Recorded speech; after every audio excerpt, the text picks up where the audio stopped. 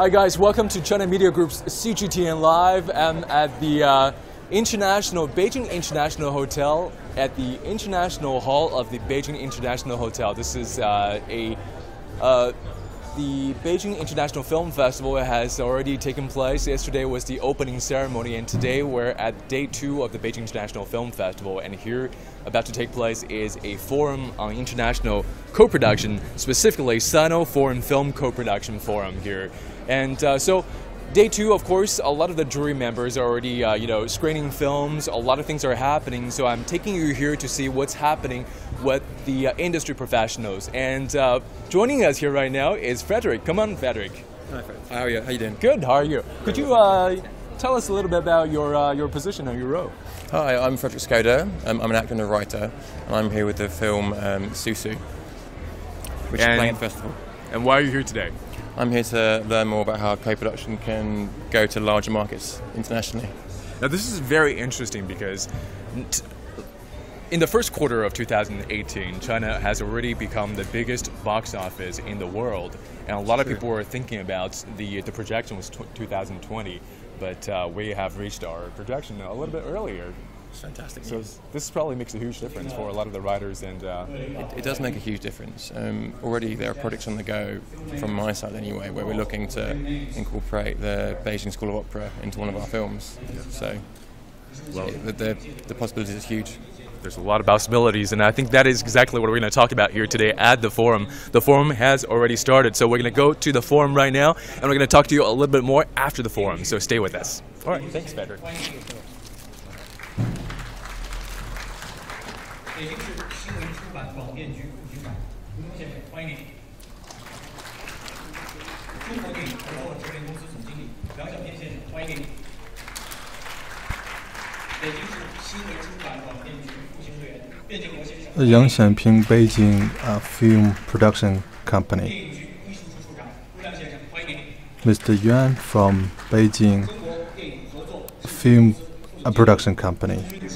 And Secretary General of China Film Production Association.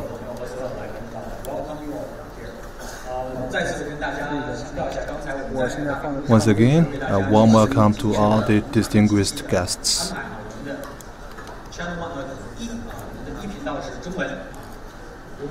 So you can take a look at our screen, which indicates the language channels of today's meeting.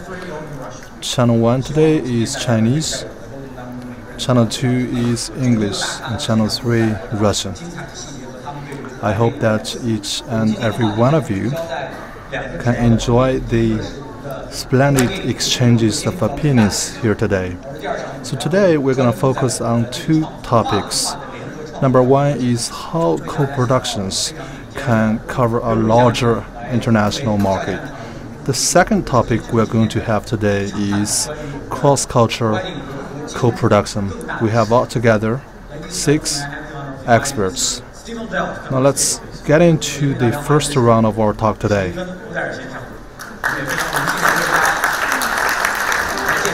The first guest is Stephen O'Dell.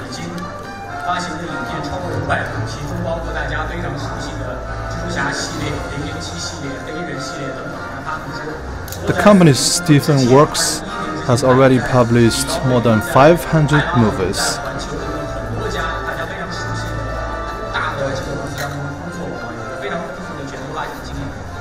Prior to 2011, Stephen was working at the Globe Film Production Company. Our next speaker is Janis Rexlin, who is the Vice Chairman of European Producers Club. The club has helped produce a great number of very popular movies, and Janix has a very rich experience in co-production. And our next speaker is the CEO of Huayi Brothers Media Group, Mr. Wang Zhonglei. So today we're going to talk a little bit about how can co-productions cover a large market. 个问题我们希望是能够提给3位，是一个开放性的问题，希望3位都能够给我们一些答案，因为实际上在我们的 My first question goes to all of you. It's an open question. I hope that you can each put in some insights. So we're right now having the Beijing International Film Festival, and this Sino-Foreign Film Co-Production Forum has been held successfully for quite a number of years, and we have witnessed the rapid development of China's film industry. If we look back, we know what an extraordinary journey that we have traveled, and if we look forward, we can anticipate that co-productions either in China or in other countries, they will have a huge impact on the global market, and co-productions will be a major source of box offices. So a lot of the movies will have a mixture of acting staff. We may have Chinese actors, but also foreign actors. So co-productions in China and in other countries will have a huge impact, will become more popular in the years to come. For example, a Chinese-made movie can feature a Chinese actor and also a foreign actor. And we have seen a lot of examples of this kind. So the first question is very open. I hope all of you can bring some insight into this very popular phenomenon. Is that there is no magic film. We've gone in with probably every film we've ever made with a positive bottom line, big expectations. Some work, some don't. I think we also see so much change now in the way our audience is thinking, the way they're reacting. I think China's such a great example because I think it's rare in the world when you see a film like Dango, which opened at, I think it was maybe 12 million, went on to $160 million. A multiple like that you would never see in the United States or in most places in the world. And I think it speaks to the idea that so much is changing. Black Panther, we all expect it to be a big film. Marvel has continued success to make wonderful films, but this one was the biggest of them all. But it didn't have the typical formula. We had a cast that was, for outside the United States, mostly unknown. Touched on social themes that some places were relevant, in some places they weren't. And yet this one was the one that didn't have Robert Downey, didn't have that whole cast of characters. It was a brand new story. I think you have to look, is it possible? Yes. We're seeing much more multi-ethnic casting than we've ever had in the United States. And it's a sign. I mean, people want more representation of what the world truly is. And so I think it does bode well. Does change happen overnight? It doesn't. And I think you look at Secret Superstars, which with Amir Khan, you look at that success, that opening. That happened because just that film in that moment? No. It took Dango to create the demand for Mir and for that kind of film. But it was a film that people wanted to see. You back that up and you say, well, how did Dango work? And you have to go back to probably PK, and then you go back before that to Three Idiots, and you saw an arc for Indian films which weren't known here, which have now grown and grown and grown. So change is possible. It just will take different moments in time, different jumps, but you'll see the cast. You guys have already seen that with a lot of films, but there's more to come in Wilson as well.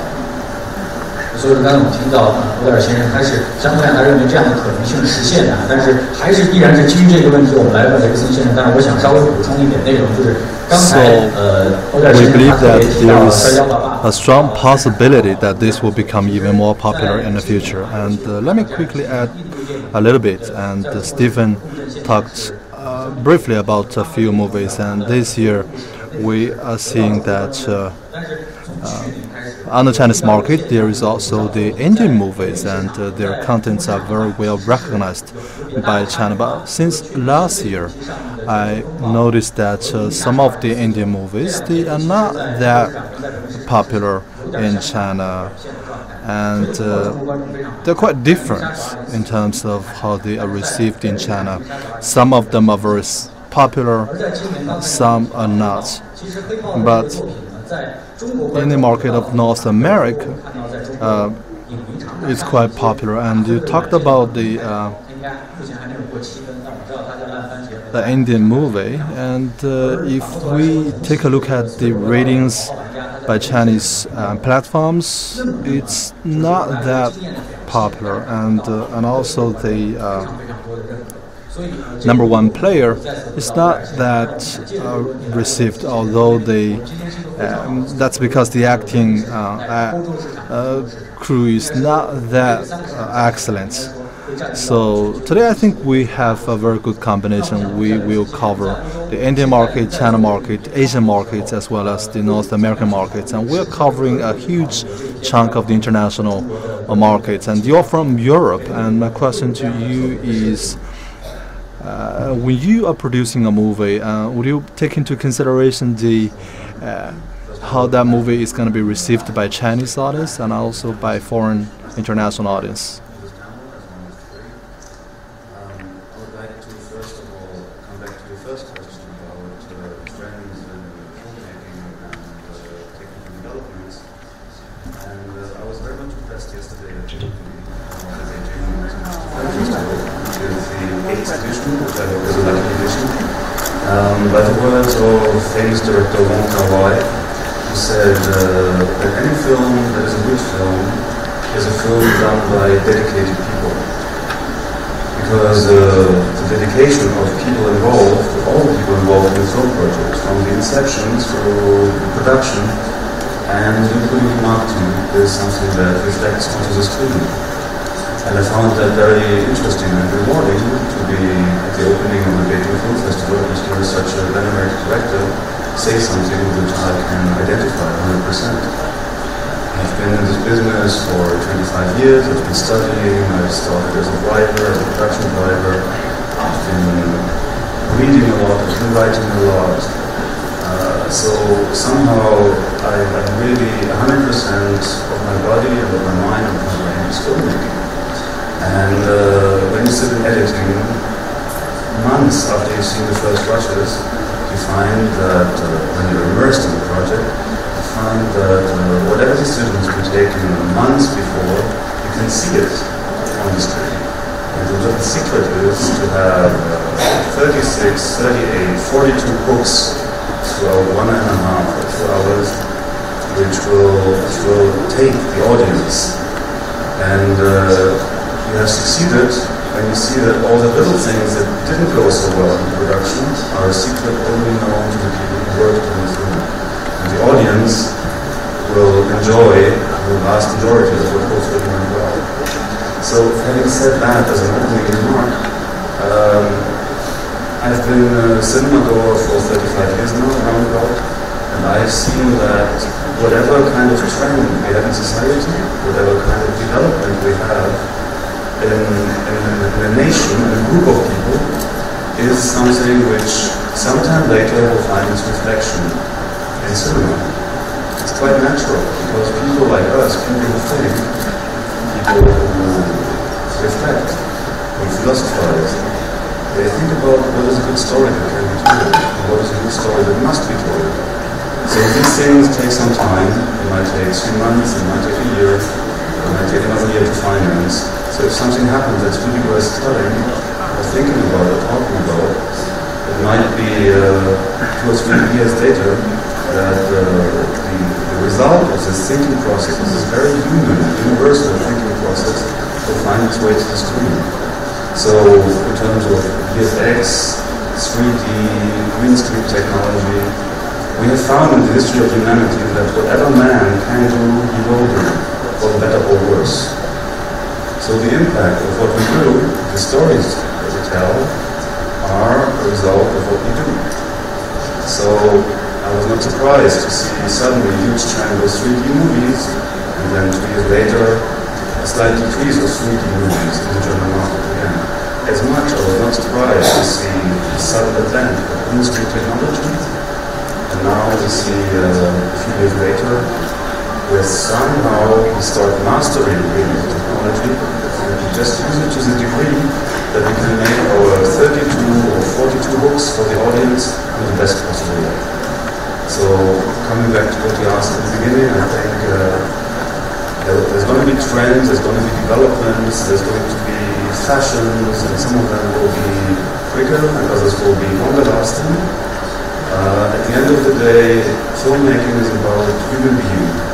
And filmmaking is about human stories. And filmmaking will always be what touches us in our heart, and what's for our minds will be something that we can share all among us, however we do it. So thank you. Thank you very much.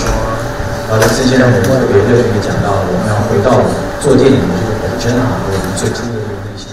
接下来问题要这个特别提到关于刚才的这个问题，其实是。So as Janice has talked about that, we need to always go back to the fundamentals. So now let's go to our Chinese guest. So against the backdrop of the ever-growing Chinese market of the film industry, and are we considering more about the international market than before? Than in the past that we just focused on Chinese markets. What is the trend going on here today? So we're talking about the cooperation in the film industry between China and foreign countries. And just now the two speakers before me, they have talked briefly upon the trend of co-production. Actually, I was doing co-production from the very beginning. Over the past 20 years, the number of successful films is not quite on a dramatic increase. From the very beginning to the last emperor, for example, the last emperor of China, and later we saw some movies directed by Li An. And later we saw another movie that is co-produced both by China and by some partners from other countries. So overall, I don't see this change as too obvious. We also talked about contents. Should this co-production between China and foreign countries go to the global market? But the most striking change we have noticed is that the Chinese market today is quite different from what it was 20 years ago. China has already become one of the most important markets in the world, and I think what's important right now is for those producers in Europe and in the United States to come to the Chinese market and to try to cooperate with the Chinese partners. The opposite is not correct. So we should not go global and try to work with other partners in other countries. And if we are going to have excellent market performance, we have to focus very heavily on through which organization we publish, we produce our movie. So Sony is engaged in global issuance of the movie, and if you want your movie to become international, to become truly successful, you need to work with a global player. In the first place, only by doing so can you have the possibility of covering the international audience. And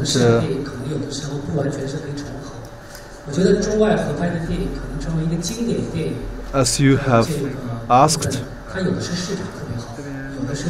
what is a good movie and what is a movie that is widely recognized. I think in China we have very good conditions in terms of the market, and the contents are very good. But today I think we need to focus on how to make our movies even better from a market perspective. So my point of view is that first we need to work together with those excellent, outstanding producers and publishers in the first place, and we need to leverage the best resources. And number two, apart from language, actors, and values of the movie, if there are some barriers in these aspects, then you might as well focus on some cartoons, because if you are producing a cartoon, you will have a lot less barriers from the very beginning. So this is my brief response to your question. Thank you very much, Mr. Wang. You have touched upon two very important points, which are actually the points we're going to discuss in the second round of the discussion. And we will have more experts to come back to what you just talked about. And today, for this first round, we need to talk about, how should co-productions be more successful, covering a larger market. And let me give you a rating. This is not exactly right, but this is the rating. This is a rating that is accepted by a lot of platforms. We talked about the Hiding Tigers, which was directed by Li An, and we also have Huo Yuanjia, and we also have Kung Fu, and also the movie of Hero, which was directed by Zhang Yimou, and Jackie Chan has performed in many of the movies, and he has his own features. So the Kung Fu themed movie, maybe we can have more breakthroughs in the future. Apart from Kung Fu movies, my question to you, Janix, as a producer, what kind of other contents are you also looking at? When you asked that, do you mean what we're expecting in terms of The patterns of film. the patterns of film? Except the martial arts pattern. Okay. Different patterns.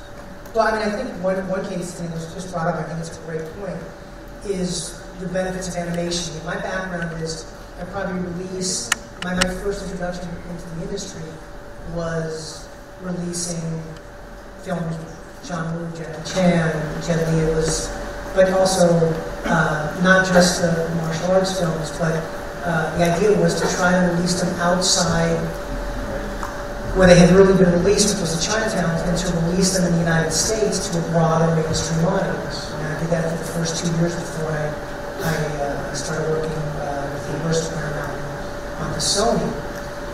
And what we found was two things. I think right now there's 3 ways to reach a global audience. And to your point, not to borrow pieces of Chinese culture and adapt them into a film that isn't, but to truly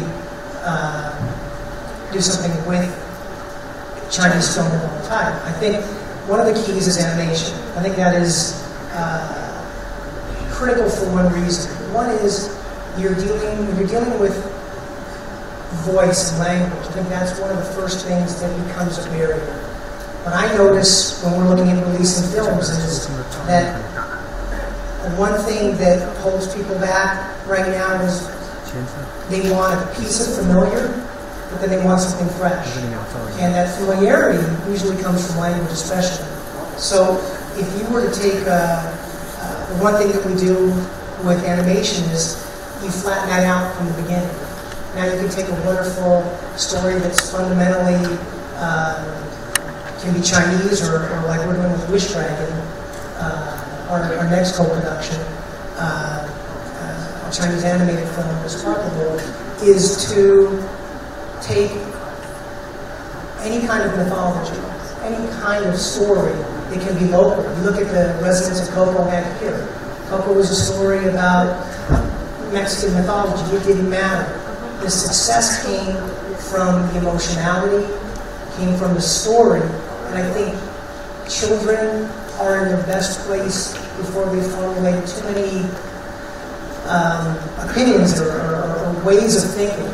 And it's a great moment to take language out, but keep all else that is organic to a story from any country and any place in the world. We're actually, Sony's just initiated a new project where we're going to mix our foreign language production group with the animated group to try to source out films from other places, because they shouldn't all come from one place. The world's asking for something new. I think that's the one place to go. The second thing I'll say is, the one thing that China has is a huge market, much like the US, that has a huge domestic market and consumption is the ability to invest in big event films.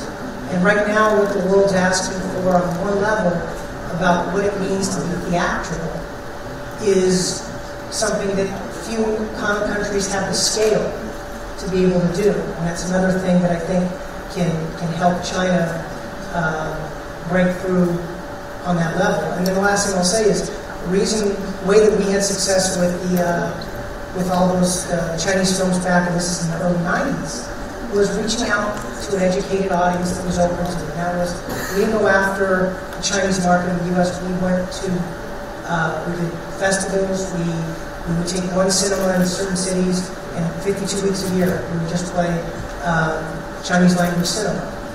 And we did that, and we went after college students. Because college students are the type of people that think deeply, they think openly, they have an open mind, and they love it. I mean, they consider the product incredibly well. So those are three ways I think.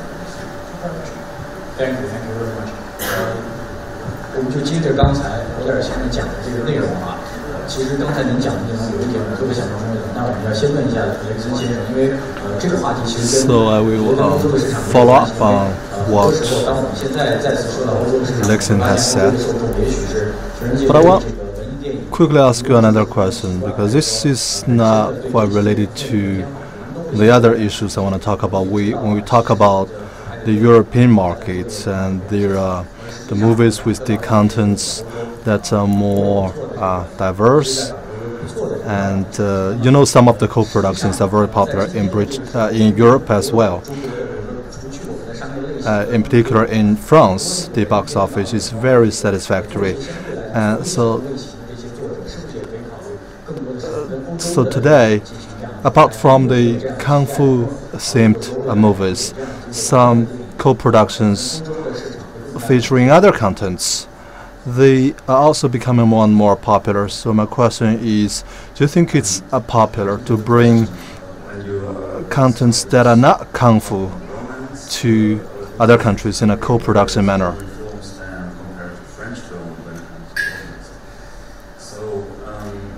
I will give you an example when we talk about content. About 3 years ago, 4 years ago, I noticed that, and that's very typical for Germany, there's very few roles for ladies, for leading ladies beyond 35, 32, 35. Somewhere they somehow disappear. They just go off screen and they come back when they're 75 years old and they're grandmothers. So apparently in European scripts, in European television, which plays a big role, we have not touched upon it all, there seems to be non-existent the age group of women between 35 and 65. And just in that moment when I was thinking about that, I received a script for a feature film written by a Polish filmmaker, Agnieszka Holland, Oscar nominated, Academy Award filmmaker who has been around forever. In fact, she did a movie as a director with when I was in senior class in high school, one of my classmates acted in one of her films as a young boy.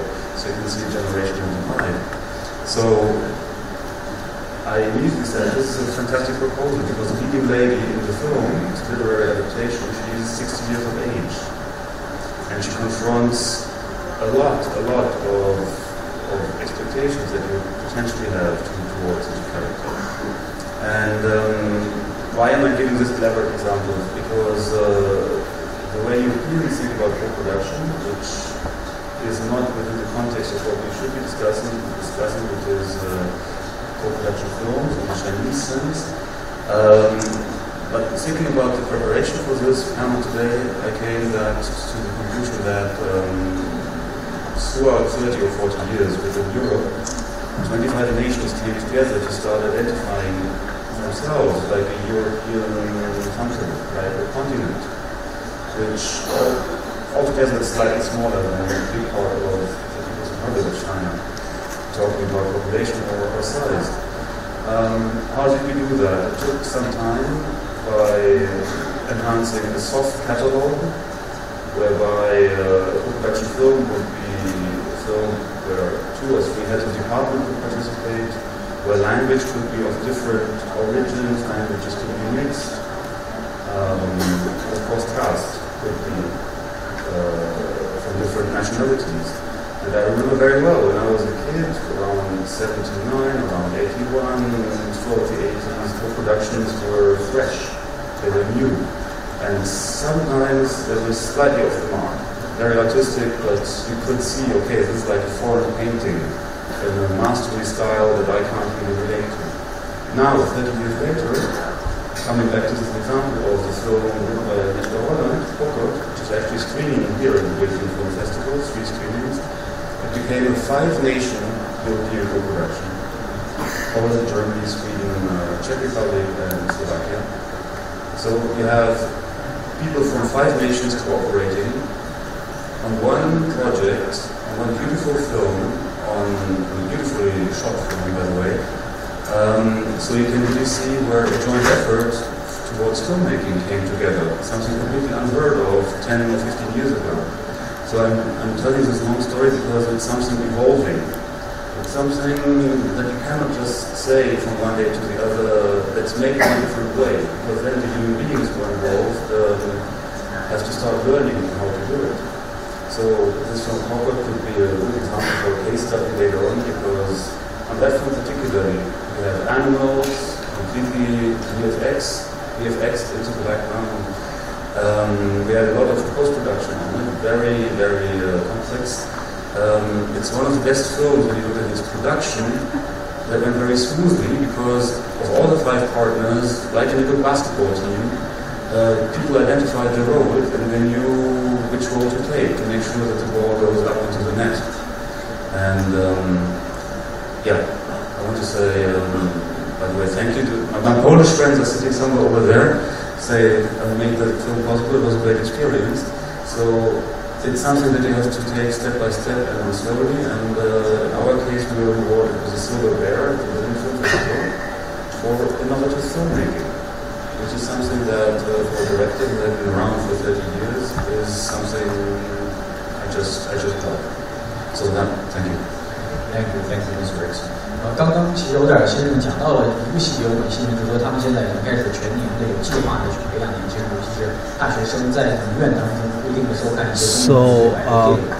其实这样呢，对观众的习惯培养。Mr. Nixon talked briefly about some of the examples they have in Europe. For example, they are gathering college students to watch Chinese movies, and it reminds me of me watching Korean-produced movies when I was a little boy, and I could not understand Korean, and I still could not understand Korean. But right now, when I'm positioned in front of a screen that broadcasts Korean movies, I won't feel strange. I feel very accustomed. So this is a process of audience education. So my question to Wang Zhonglei, and I know that you will have some co-productions on the agenda of your company.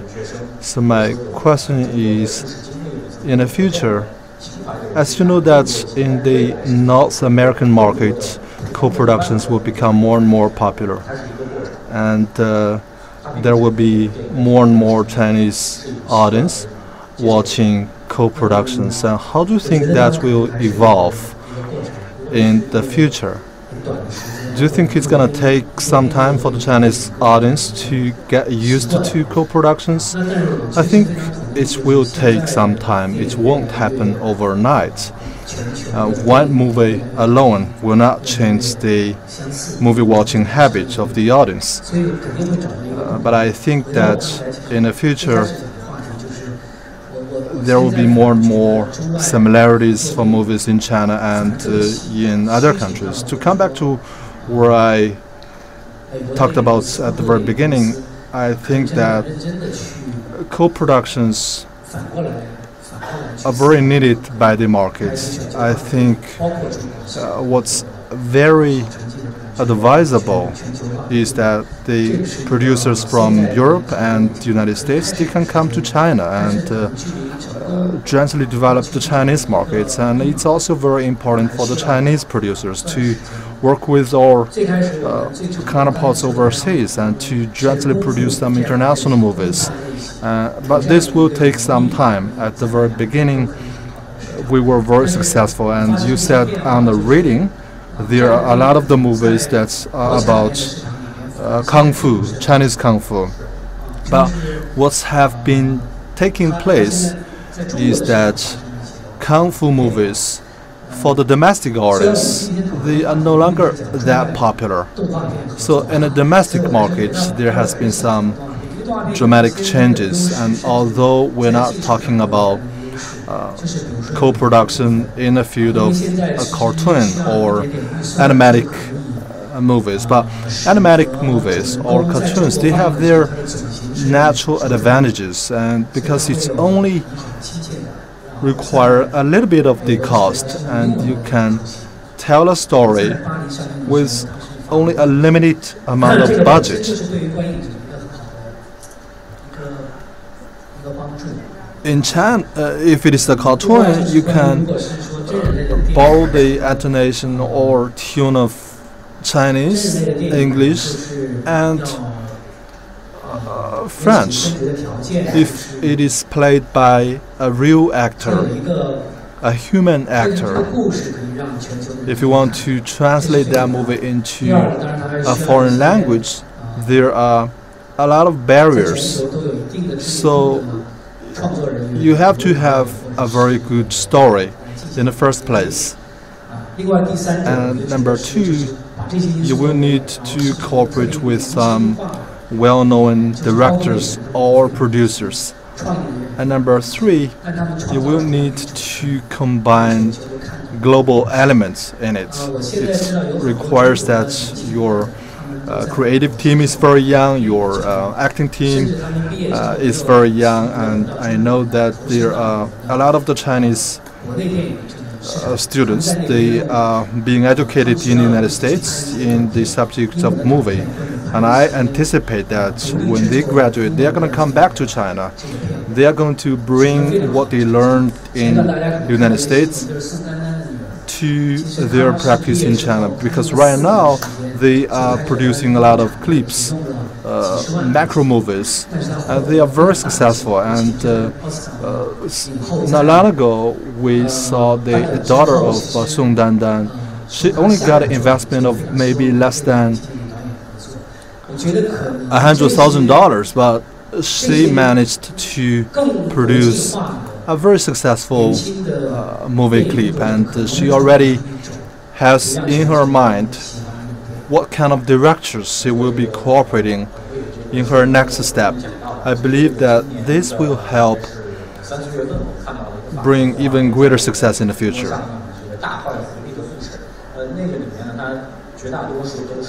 In March and April, I saw there was a very famous cartoon from France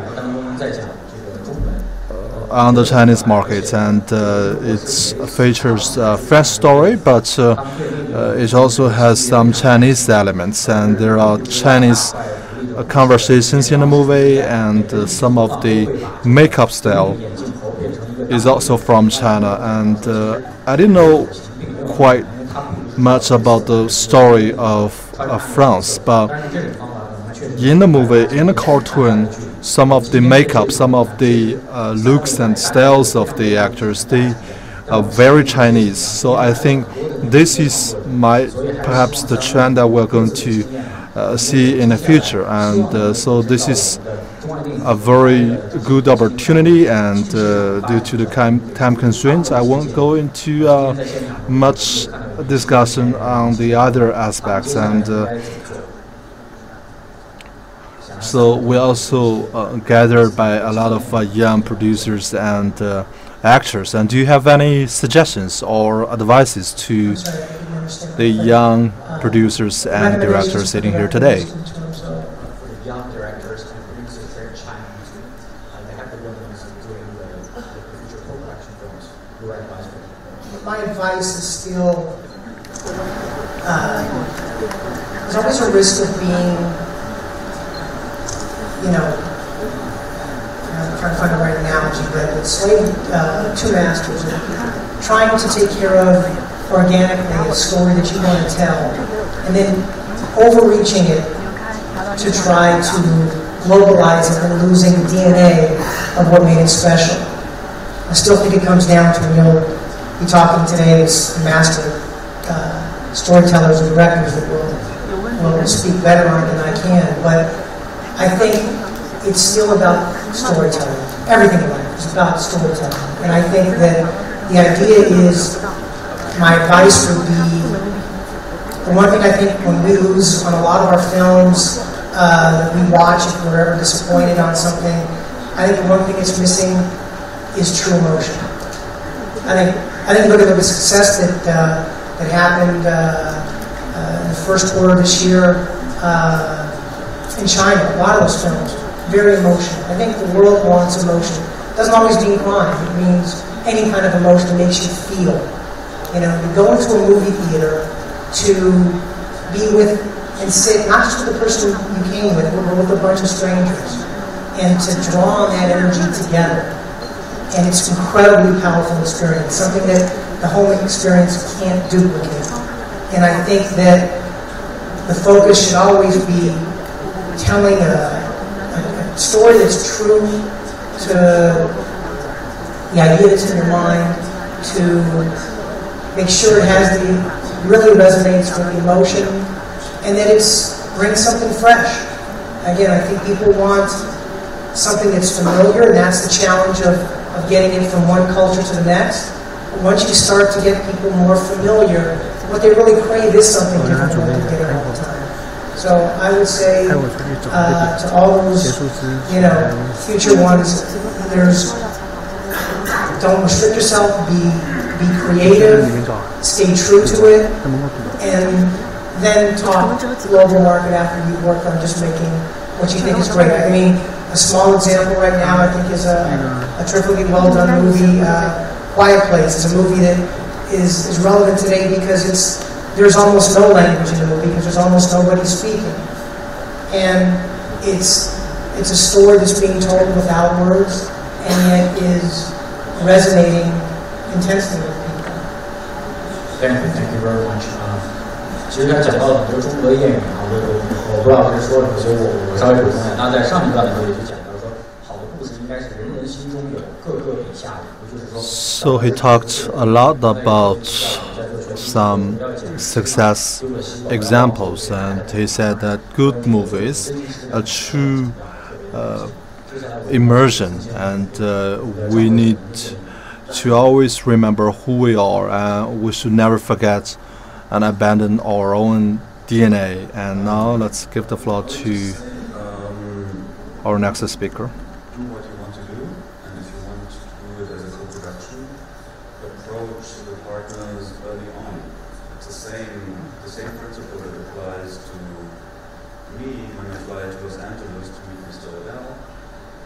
I should have my material quite defined according to what I want to say, according to what my story would be from my perspective, and then I'll take his advice. It's the same thing if I work with in Germany with a financier. So the more detailed, it's also true for people who come to me to pitch me projects, to get me enticed, to get me excited about the project. It helps if it doesn't have to be a full script, but it helps if there is some visual material, if they have a log line, a synopsis, and organized, so that I can get an idea of what's the first grasp of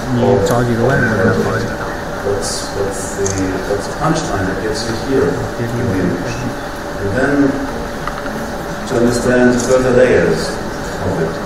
So if that has reached any project, if that has reached a certain level of maturity, any filmmaker who masters these techniques could just come and we can discuss about it. But of course, it's much easier when somebody who you don't know yet comes and has the material organized than if he just comes and says, I have a great story, you're a boarding's girl. Which of course is fantastic, but I would be much more open to working with somebody that I already know who gives me that. And if we have done 2 or 3 films together already, Boy Meets Girl, will ring a bell with me, and I'll be much more ready to jump on board with me. Thank you very much. 刘森先生讲的合拍的机会要求会有准备，要非常的充分，所有的细节。最后，请张伟总。So, Mr. Nixon talked about that Chinese producers must stand ready for more co-productions. Now let's invite Mr. Wang. So, there are a lot discussed about how to cultivate our young directors.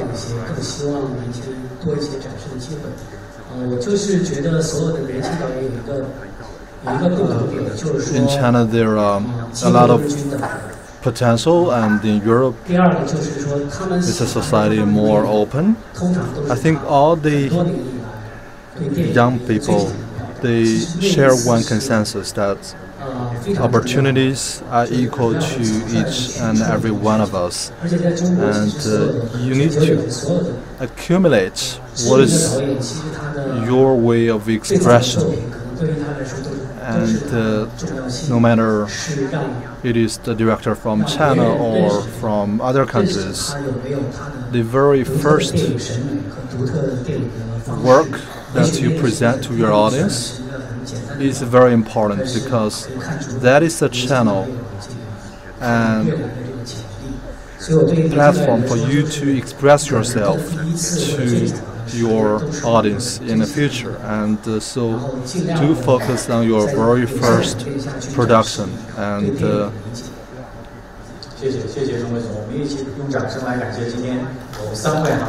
also you need to demonstrate your understanding about movies and your works. Alright, thank you very much to the 3 guests we have in this round of the talk. And if you have further questions, and you can ask them afterwards. Now may I invite all of us to stand up for a group photo together. 3, 2, 1. Alright, a group photo together. Thank you very much. On a countdown of 3, 2, 1. 刚刚我们是进行了关于这个京都大市场的这个论坛的讨论，接下来要进入下一个话题，那就是更加的聚焦在创作，跨文化的创作如何来实现。其实刚刚已经提到了很多跟动画有关的内容，那接下来我们嘉宾会是讲这个。So our next round of talk will be focusing on cross-cultural co-production, and this is the topic we're going to discuss in the next round of discussion. Now let's invite on stage our guests for the next round. And the first is Fidel Bandakok, who is a famous director from Russia. And he has directed a number of very successful movies in Russia. Our next speaker is Lenny Holden, who is a famous director in the United States. I think everybody is quite familiar with him, and he has participated in a lot of cultural exchanges between China and the United States, and he has been living in China for quite a number of years, and he knows very well about China. And our next speaker is Robert Minkoff, who is the famous American director, and his successful examples include The Lion King. Alright, now in this round of talk, we're going to discuss cross-cultural co-productions. So the first question goes to all of you, and we have issuers, we have producers, and we have directors, and they have talked about how to bring co-productions to a global audience.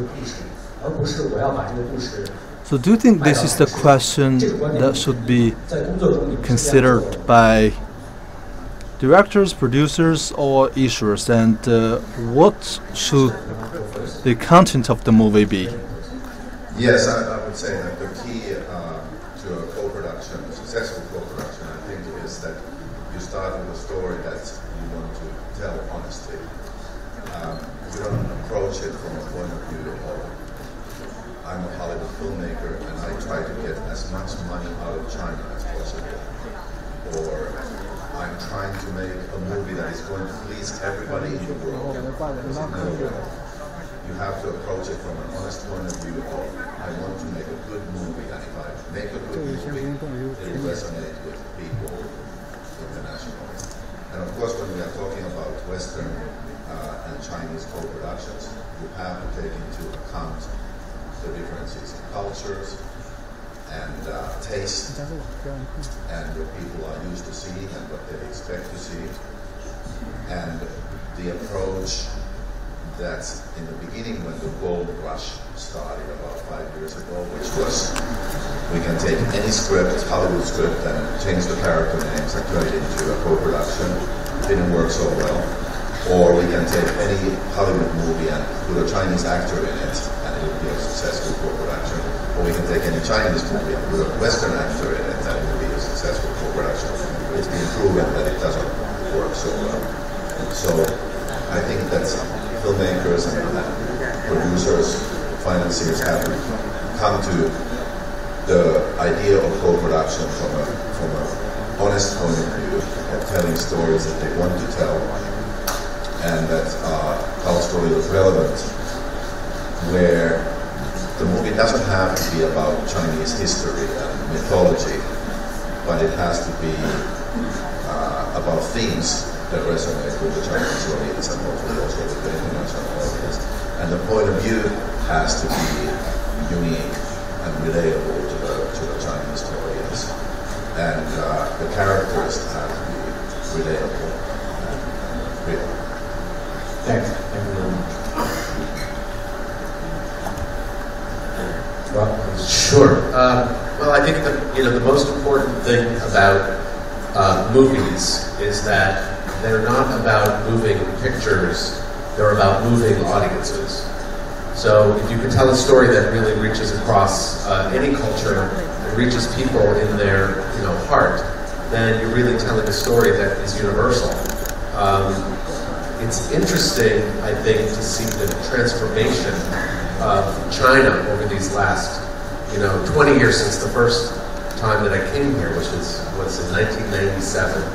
And it was quite early. And before that, growing up in the California Bay Area, my experience with Chinese culture was going to a Chinese restaurant or learning how to use, chopsticks. But I became a fan of Bruce Lee.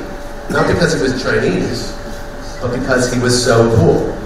He was really amazing, and he, was somebody who I could admire and I could aspire to, and I could think, maybe I could be like him, And then Jackie Chan came along, and it was kind of the same thing, discovering someone else who could reach out to me, but it was still in that same sort of familiar mold of martial arts, right? Which was my first experience with China and Chinese culture. And it wasn't until coming to China that I started to understand and really appreciate the dimension and the complexity and the incredible wealth of what Chinese culture really is, and to start to really appreciate Chinese films and Chinese filmmaking which is not something I would have, before that I wouldn't necessarily have had that interest.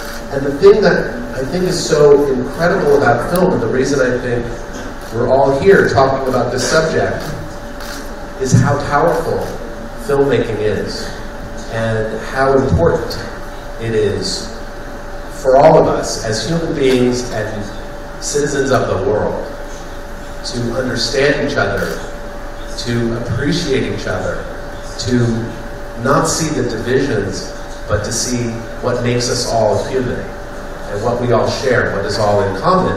And so when I came to China to make a film, this was already 10 years ago, amazingly. The idea was we came here to make a movie really about being a fan of Chinese film and Chinese cinema and Chinese martial arts.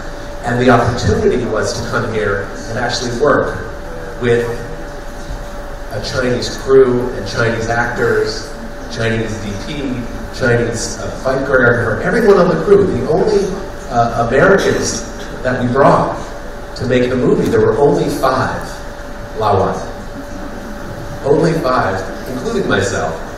And the idea is because if we were coming to China to make a movie about China, we really needed to work with the people who were Chinese, who really understood and who were artists and could bring that authenticity to it. And that's what I think is really important. It is to find ways to work together where we are artists and we can find a beautiful collaboration. Thank you, Mr. Lincoln. 刚才他说的那部电影就是这个，如果我没说错，应该是说的是《功夫之王》，当时和成龙、李连杰、李冰冰还有刘备共同创作的这个《Forbidden Kingdom》。The movie he was talking about is the King of Kung Fu that was jointly acted by Li Lianjie and Jackie Chan. And now let's give the floor to director Fidel. 2 years ago, I was a member of the jury at the Beijing Film Festival, and believe me, this festival is a huge step in the Chinese industry. So, my congratulations. I absolutely agree with Mr. Stephen Odell about the story. The first is the story. I'm a great fan of technology. My previous movie, Stalingrad, I was shooting in stereo, in real stereo, in reeds, 2 cameras, because for me it was a new level and it's a new type of storytelling. And for me it was very important, the technology, but it's the second level. The first level, it's a story. Just imagine, my distribution company in Russia was Sony Picture, Walt Disney Sony Picture released it. Sony Picture released Russian film in China, and it was a huge result here. So this is the world I love. This is the future. I think so. Another example. A year ago, I finished shooting my last feature attraction and released it a year ago in Russia. It was a huge box office, more than 1 billion rubles. And right now we are on the development of the sequel. And during when we write the script, we think about to add 1 Chinese character in the middle of the composition. For what? For the Chinese market, to more numbers in Chinese release. And I think we cancel it because I think it's not organic. It's the audience think that it's fake. And right now we're thinking about co-production, we're thinking about original stories and about our history. For example, there are so many dramatic stories during the World War II. For example, right now we think about to me as a director, to produce a story about the ladies 30, about Soviet volunteers, Soviet pilot volunteers fighting with Chinese pilots against Japanese fascists. It's a story about about a Russian guy, Chinese guy, and a girl. So this is, I think it's organic, and there are a lot of stories between us. So Russian, Chinese stories, maybe, and I will hope with the American distribution. So this is the future, I believe. This is the way I believe will be interesting for me as a director and as a producer. Thank you. Thank you. Thank you for your response. 其实刚才他讲到的关于这样的主题，我们也看到了已经有这个很成熟的作品，比如说这个战火中的巴黎，也是中国合拍的讲述，包括有年轻的中国导演格德纳指导的这个少侠，也是讲述。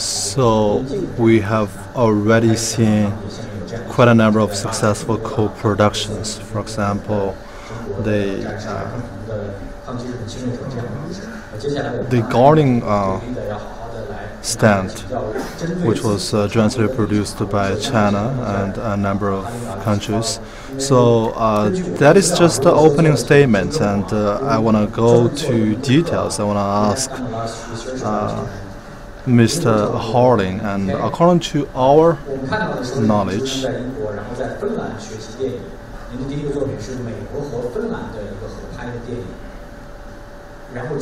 we saw that you were born in Britain and you studied movie and filmmaking in Finland, and then you studied your production, and then you came to China, and you have been living and working in China, and you have worked out a number of co-productions. And according to your experience in those many years of co-production, what is the most challenging in all those years? Question, and I wish I had 3 hours. I know you don't have 3 hours, but I could talk about this at great length because I haven't grown up in Finland. I have seen this co-production phase from a Finnish point of view with Hollywood. Then I spent almost 30 years in Hollywood making films there. Now I've spent 4 years in China, and I've made 3 movies here. And it is such an interesting way to make movies, and I have many stories. And I'd like to start by telling you an example of my latest movie, which I just shot for Wanda. And this is how it all started. I was approached by a producer from Wanda last summer with a script. They said, we'd like to make this movie. We think it would be just your type of a movie. It's an action thriller, and here's the script. And read the script and tell me what you think. And I read the script, and I really liked it, but some of it didn't really make any sense for me. And I said, I really like the script. I like the basic idea and the story. But then there are areas that don't really make sense or don't pay off or are just left hanging, and it just feels a little strange. Could you tell me, what's the origin of this? How did you develop this script, and what do you want to do with it? And then I found out that the producer had actually read an American script from Hollywood on his visit in Los Angeles, and he fell in love with this particular script and felt this is a type of a script that could take place anywhere in the world, and it certainly could take place in China. And he wanted to make it as a Chinese movie. So he bought the rights to the script. He came back to China. Now he needed a Chinese writer to adapt this script into a Chinese movie. So he hired a translator to translate the American script into a Chinese script. So now we're talking about the second generation of a script.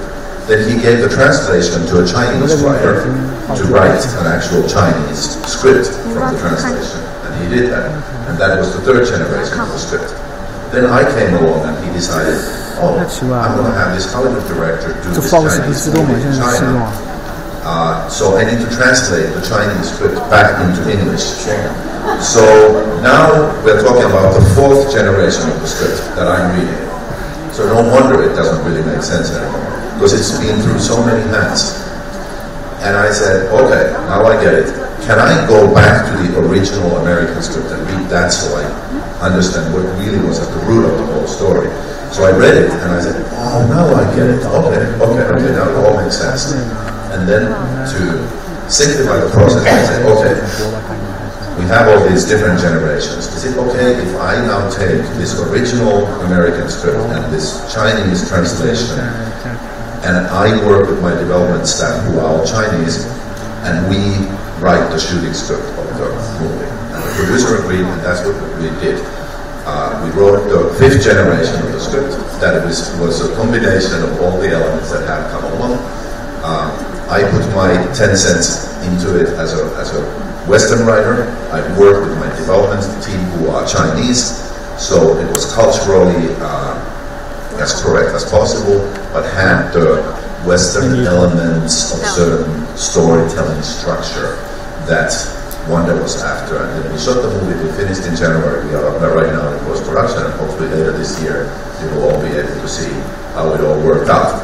But my point is this: the people who are worth their weight in gold in China or anywhere in the world are bilingual Chinese writers who can write and communicate in English and Chinese. Because to me, I see this as the biggest hurdle in co-productions. You can have the most wonderful story, but if you're coming to the table as a Chinese writer or producer, or as an American producer or writer, no matter what you have, it is bound to lose some of its originality and the special taste and spice and detail that is coming from your culture and your way of storytelling. And if you have to go through all these translations, there's nobody in the world who can guarantee that the nuances, even if you have the best translator in the world, who's the screenwriter, that the nuances will be there. And then when the screenwriter, whose original language is not the translated language, takes it, it's going to just keep changing and changing for no reason. So I just want to put it very simply, that to me, having now worked with 3 movies in China for 4 years, for me, a writer who can work in both languages is worth their weight in gold and can solve many of the problems that we are facing.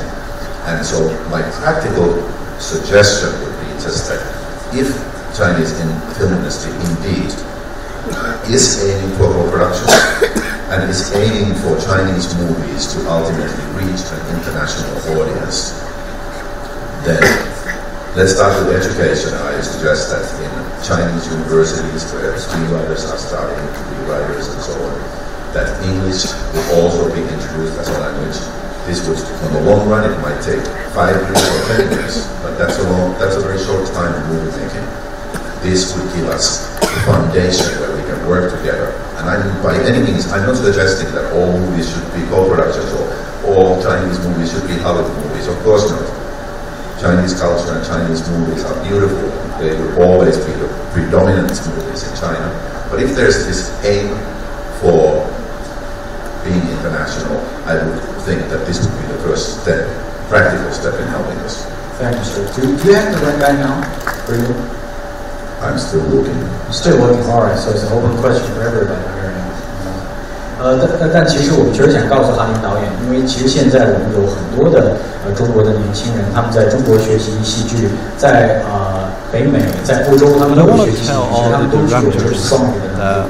其实现在就是当下看到当下，learning theater in China， 年轻人就learning theater in North America, in the United States, and so we see there will be a huge number of people who have the bilingual capacity in filmmaking, and they will be swimming into the market in a number of years. So it will make it a lot easier if they cooperate with international directors, and this will be quite helpful if they can speak English and Chinese very well. Open salary, right? Yeah, we are open for business. We are hiring. Okay, thank you so much. 我们当然要继续跟Nico先生来请教，因为刚才其实多位都提到了这个动画电影，我觉得您应该是现场最有资格谈这个话题的人，因为《狮子王》、《金鱼鼠小弟》、《天才两镜头》这些作品都是非常卖座的。Rob has talked a little bit about Chinese movie and The Lion King and a number of other movies. They are very popular in China, and they are the childhood memory of a lot of us. And right now, I think there is tremendous amount of opportunities, and cartoons, they may not be growing very rapidly. And can you share with us what are the areas to be concerned, and do you think the China is going to be more obvious in the future? Critical and crucial element, of storytelling. The movie Coco is not a movie that is made for a Mexican audience, right? It's a movie that's made about Mexican culture for an audience that knows nothing about it. So they go through and they very carefully explain, what the picture wall is and what it means and how it affects the family and how. So all of this cultural education is happening in the film because the filmmakers, of course. Although I think one of the creator was Mexican or Mexican American, I'm not sure, but many of the filmmakers were not, and so they were approaching the story very differently than someone might approach the story if they were actually in Mexico making a movie for a Mexican audience, because many of the things would be known, many of those ideas would be familiar, and of course, if you're talking to one audience. You think about the audience, right? So if you make a movie in a culture, in a country, in a particular language for a particular audience, you're going to govern all of your storytelling choices, to reach that audience. So of course, you would never think to explain, Chinese culture to a Chinese audience because, of course, they would say, "Why are you know this? I get it, But for an audience that doesn't know Chinese culture, it's very different. So when we talk about the international audience, they have a very limited experience, a very limited understanding. And so there's a huge amount of education that needs to happen.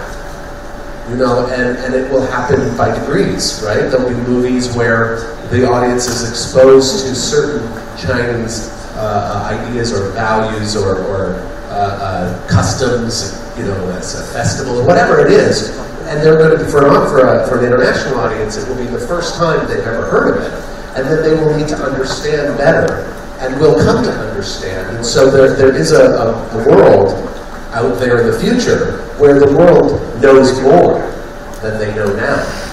So when you talk about animation, you really are talking about a form of storytelling that's typically associated with children. Typically, not all animated films are for children, thankfully. And I think that's also changing the kinds of stories that can be told in animation. I think there's a great opportunity in the world for animation and animators all around the world to tell stories using the form of animation that have never been told before. So there's this great blank canvas, because if you look at the numbers of animated films that have ever been made and compare them to the number of live action films, it's just a little small drop in the bucket. But that, I think, is changing. We see, from the time I started in the animation business, 30 years ago to today, there was maybe one animated feature released by Disney every 3 years. That was as many, maybe one or two, maybe one more. But there was almost no animation production. And now we see, 10 or more animated movies coming out to the market. So animation is this great booming opportunity. And again, because it's dealing with, like I said, currently, primarily for an audience, a family audience, there's a great opportunity to expose children, hopefully for good, to ideas and characters and cultures that they know nothing about. So I'm actually working currently on a number of movies with Chinese partners, and one is an animated movie. We're very excited about it, and it's really from a Chinese source material. So it's really the idea is to take this very Chinese work and make it a film that will be able to not only succeed in China but to succeed all over the world. Thank you very much. 确实，我们也已经看到，在市场上以中国文化作为核心的这样的电影取得了非常好的成绩的话，有了功不可没，非常的万。Actually, we have already seen that on the market there are a lot of successful movies who are talking about Chinese story and Chinese culture, and so that is why we are very much looking forward to the future where more producers and directors can further tap this potential. I want to ask you, Fidel, so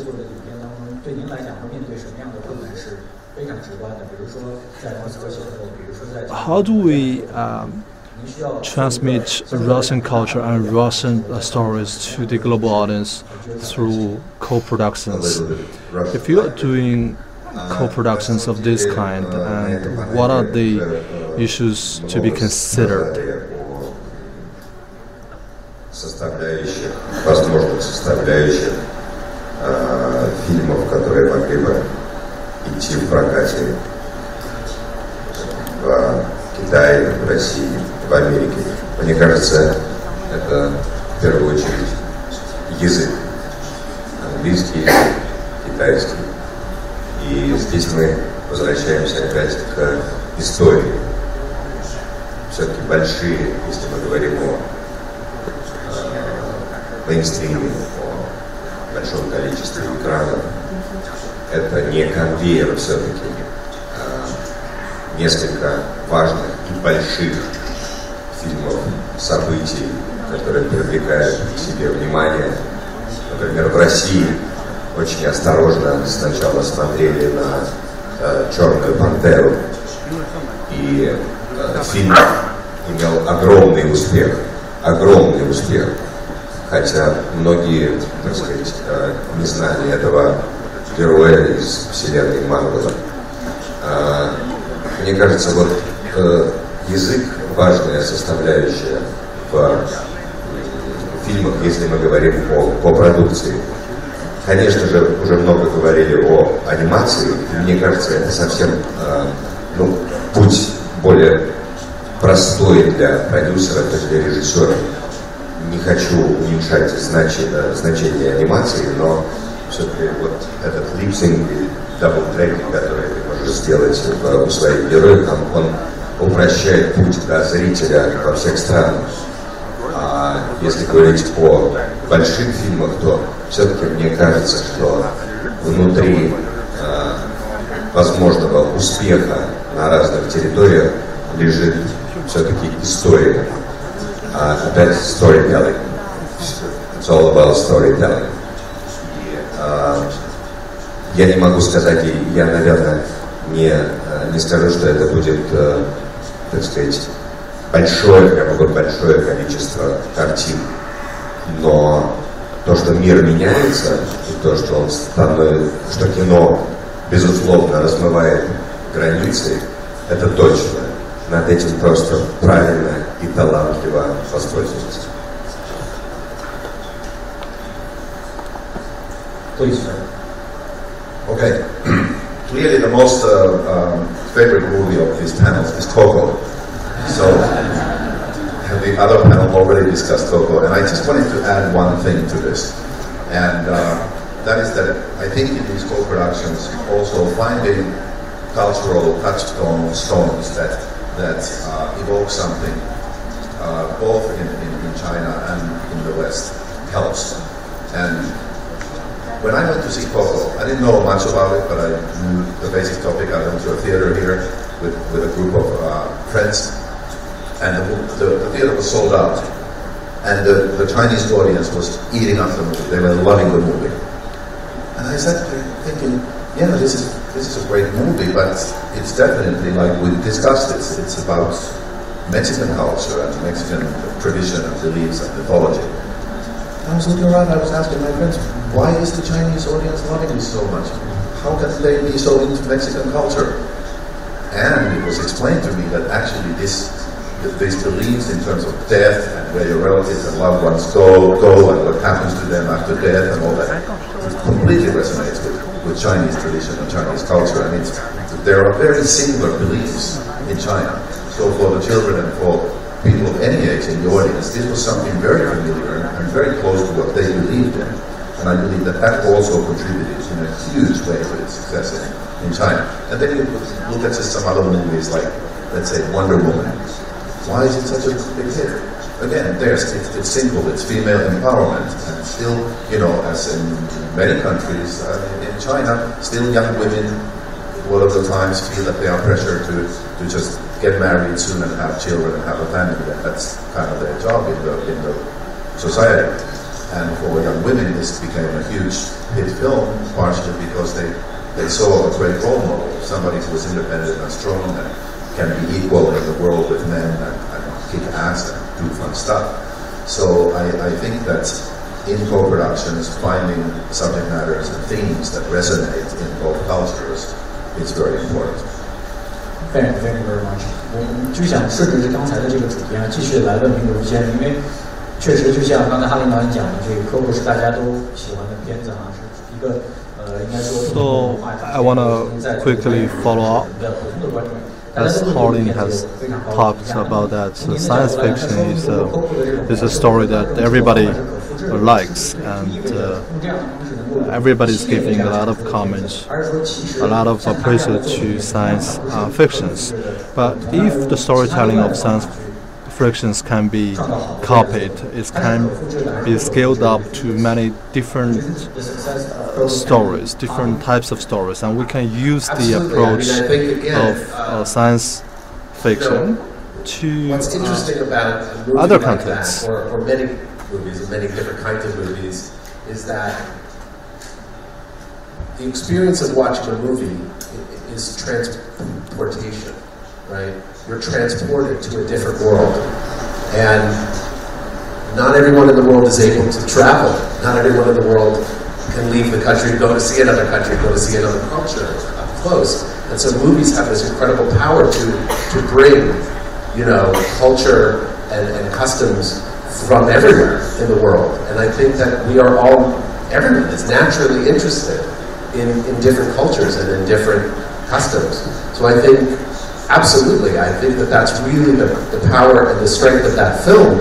And frankly, when we made Lion King, it took place in Africa and it has some, African elements to it, which were very important to its success. I mean, it mixes, it's a big mixed bag of cultural influences, but that was certainly one of the things that we did. And there are many examples of animated films that are set in a country or a world, and again, take you to a place where you can experience in a way that becomes very profound for people. So I think that for sure there was a great opportunity to make movies that do that. Of course, they'll be very different. There'll be different stories, different characters, different themes, different subjects, but the notion of taking a culture and being able to tell a story where you present that culture, and that's really what I meant earlier, where you present that culture for the world in a way that people can, to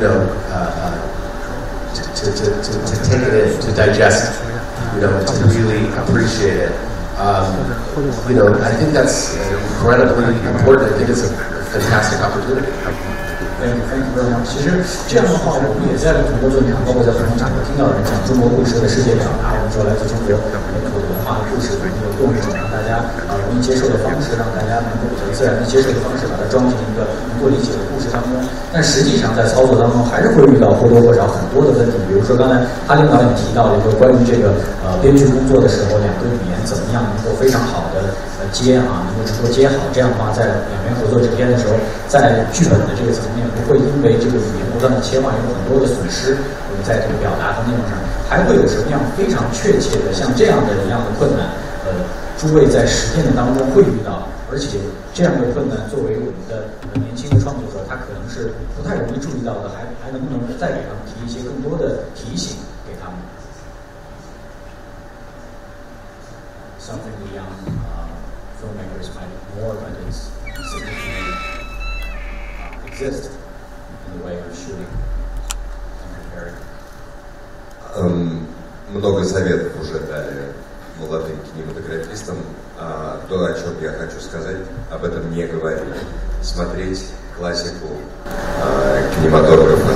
Все было уже написано, Эйзенштейн все смонтировал, законы не изменились, но лучше ее помнить, знать и смотреть. И, конечно, читать. Вот мой главный совет, наверное, молодым кинематографистам. Thank you. And obviously, like we discussed, a lot of young filmmakers are now educated in top universities in China and also in the West. And I think one ingredient in success in China is to be able to inject the movies, besides good storytelling, also with the kind of technology that can equal or compete or be better than Hollywood technology. And that comes to shooting, editing, visual effects, sound. The Chinese audience is getting more and more sophisticated every day. The young audience follows pop culture internationally. As we know, they do like a lot of the Hollywood movies, and they expect the same kind of quality from, even if the budgets are not on the same level, but they expect the same kind of quality from Chinese movies. And for Chinese movies to succeed, I think that's important, that the stories are fresh and the technology is top notch. Thank you, sir. I think, for any young filmmaker, the important thing is,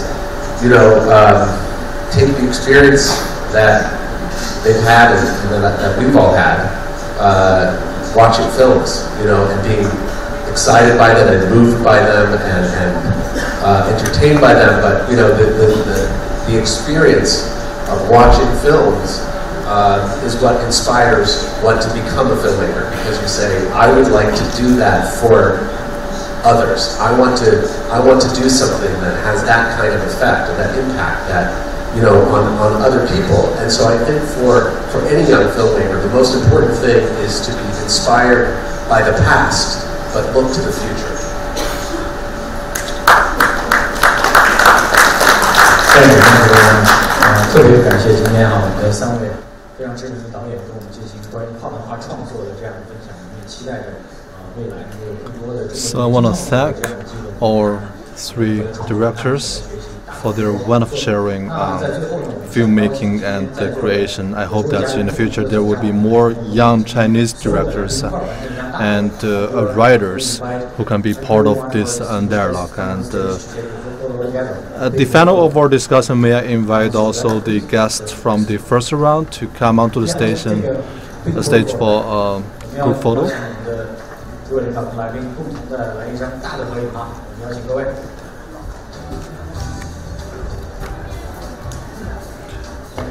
So, can we have a very large group photo here?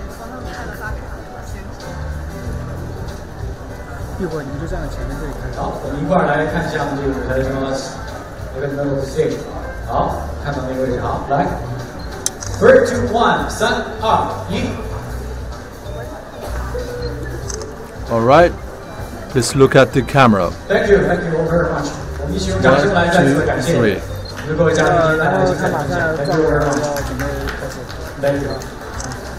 Thank you very much. Once again, let's thank all the directors and experts with a big round of applause.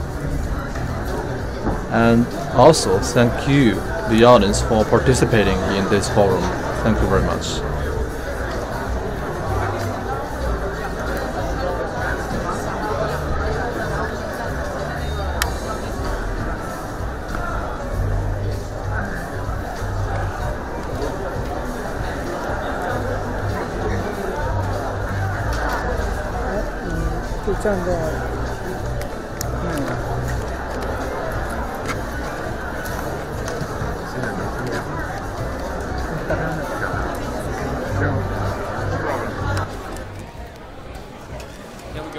Hi, Carlo.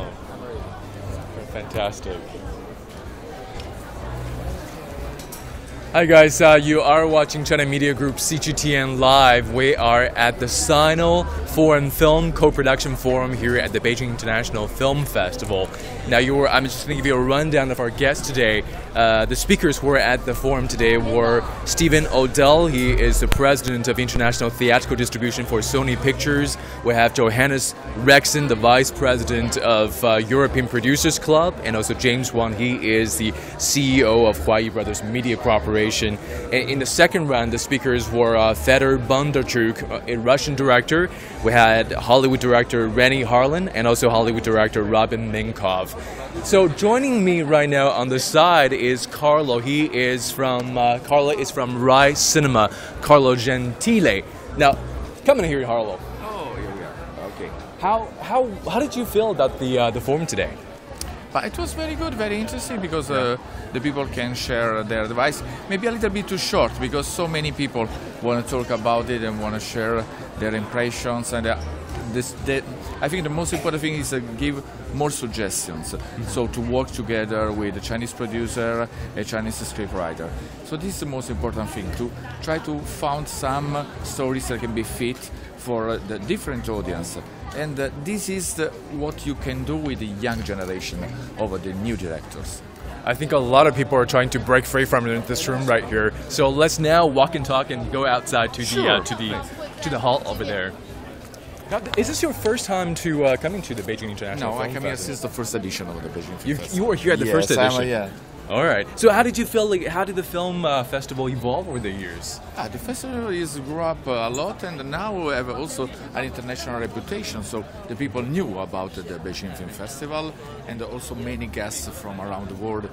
They show up here, and I think it's very interesting because the reality of China is not just the big names of the production companies or the directors very well know, even in the past. Mm-hmm. So, but also the chance that the people have to be showed in Beijing Film Festival is very important. You are seeing a lot of indie film directors here and domestic films that aren't usually screening in China, because in China, still this Chinese cinema, what you see outside in theaters is still very much dominated by commercial films. So if you go out, you don't really see the films that are being screened at the festival. Yes, and this is very interesting because also we have the chance to talk with the people who have an independent production company and so on. I agree so with them when they say that now the future of the co-production can be just the cartoon of the animation movies. I think if you have a good stories that can be strong, can be fit for everywhere in the world. So I don't think just the cartoon can save the cinema. Well, for those who are just joining us right now, we're talking about cartoons because that's one of the biggest topics at the discussion at the forum today. Specifically, people were talking about the animation film Coco, right? So Coco, the one who won the Oscar. Exactly. It's a film about Mexican culture, of course, but it's one that has worked really well here in the Chinese domestic box office. And one of the reasons people say is because the film maybe has these cultural cornerstones that speak both to the American audience or the international audience as well as the Chinese audience, because the Chinese culture has a lot of similarities with the Mexican culture in terms of how we worship and commemorate our ancestors, and so that's very important, having that similarity in terms of yes, but I don't understand if we do this for an animation movie, why we cannot do the same for the normal movies or the feature films.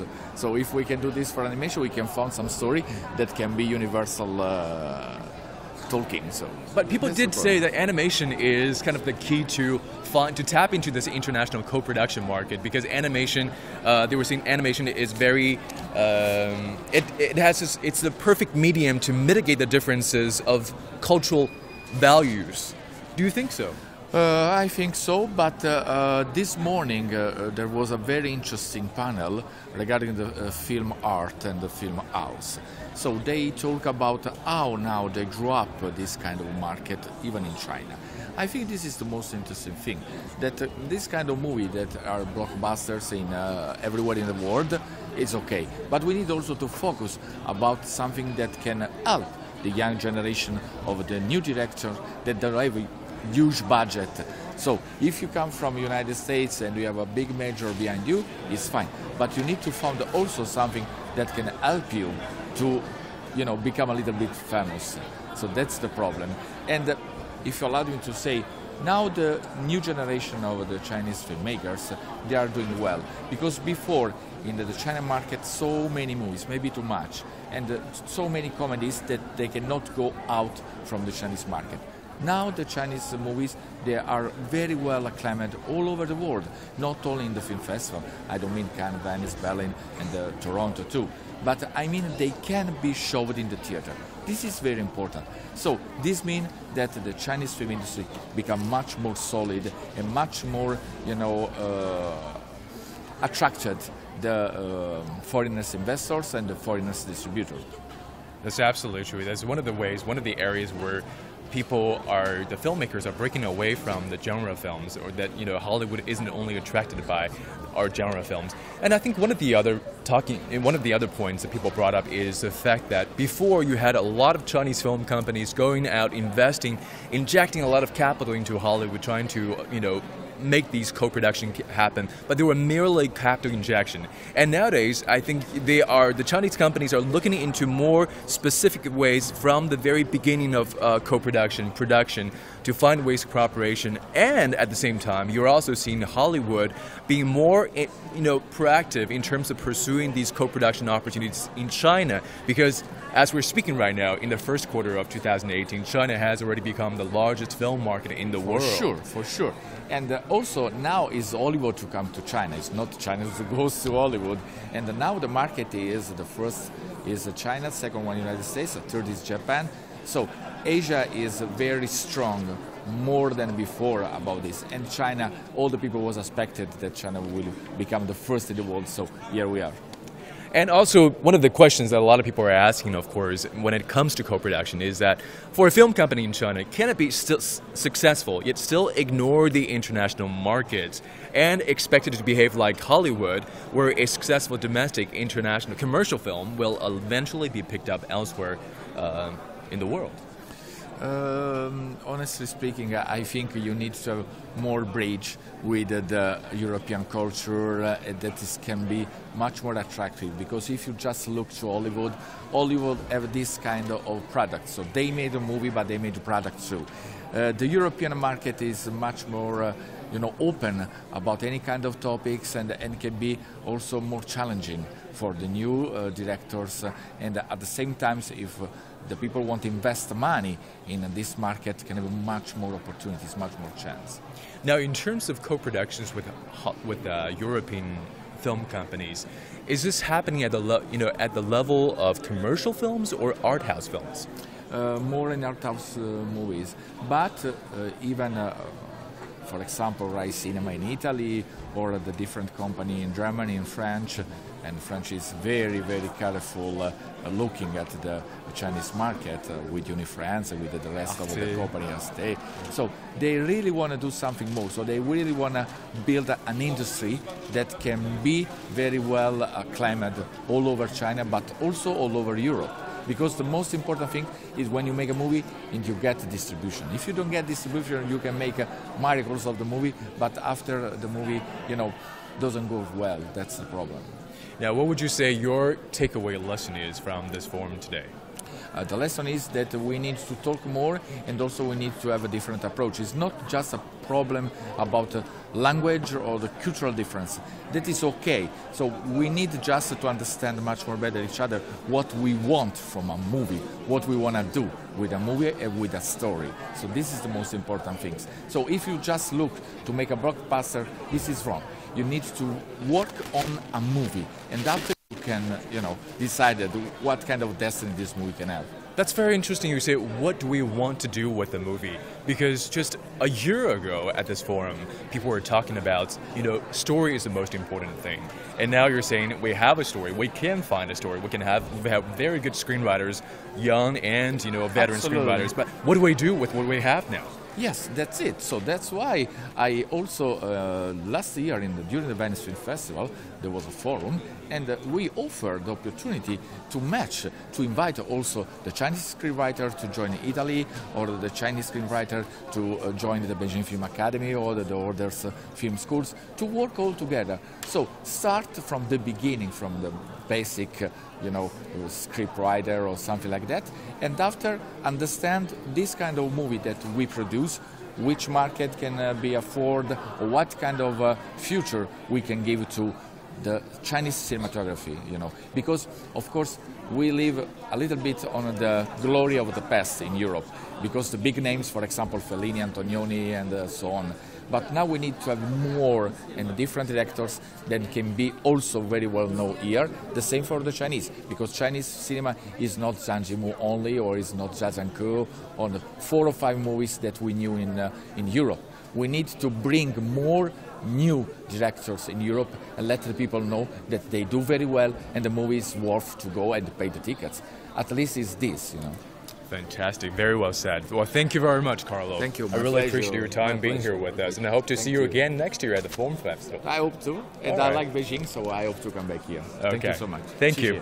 Well, that is all the time we have for today's coverage of our Beijing International Film Festival, Sino-Foreign Film Co-Production Forum. Be sure to tune in tomorrow for our special coverage of a carnival at the film festival, and also tune in to CGTN as we bring you the latest updates on the Beijing International Film Festival. Bye for now.